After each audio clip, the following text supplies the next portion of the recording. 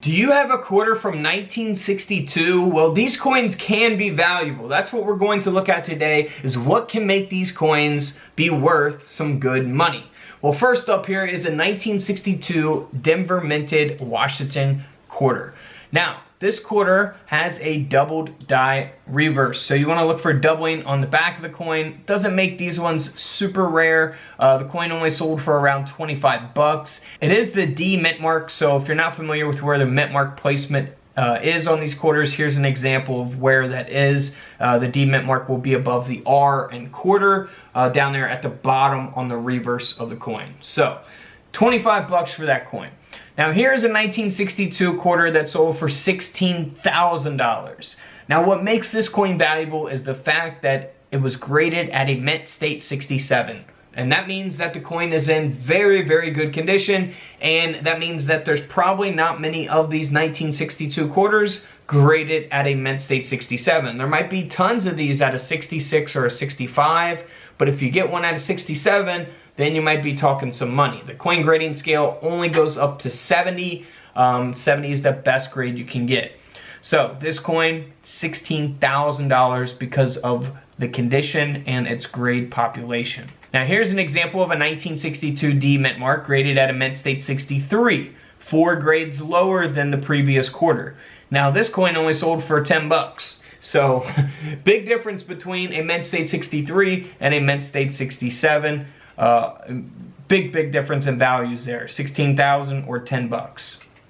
Now here is the mintages for these coins. So they minted over 127 million of the 1962 Denver minted Washington quarters. So there are so many of these made that they're so common that they're not valuable. Now they're always going to be worth, you know, a few dollars in silver or whatnot, you know, circulated examples.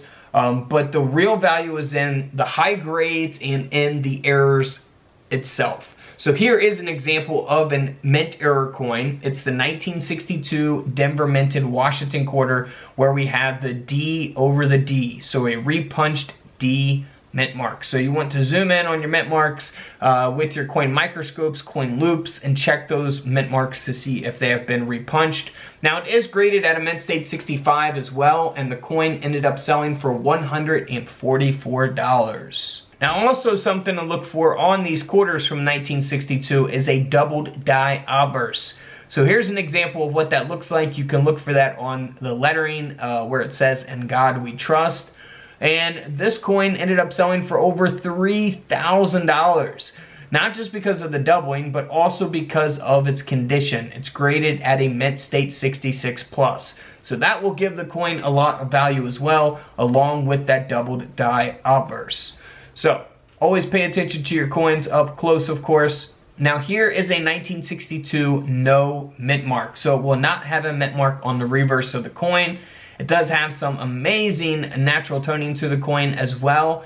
And the coin is graded at a mint state 67. That's where the value was at for the coin. And that's why it sold for nearly $5,000.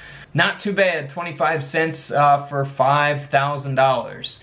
Now again, if you compare it to this coin, this is the same 1962 Washington quarter, no mint mark. However, it's not graded at a 67, it's graded at a 64. And that will matter tremendously when it comes to value.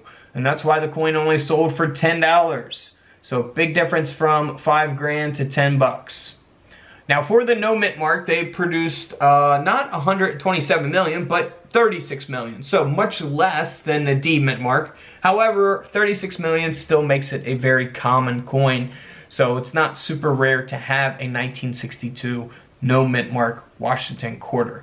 Now here's a 1962 proof quarter. So the proof coins will be much more detailed, have that mirror-like finish, of course.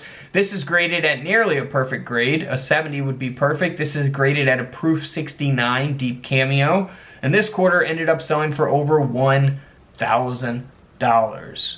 1 grand.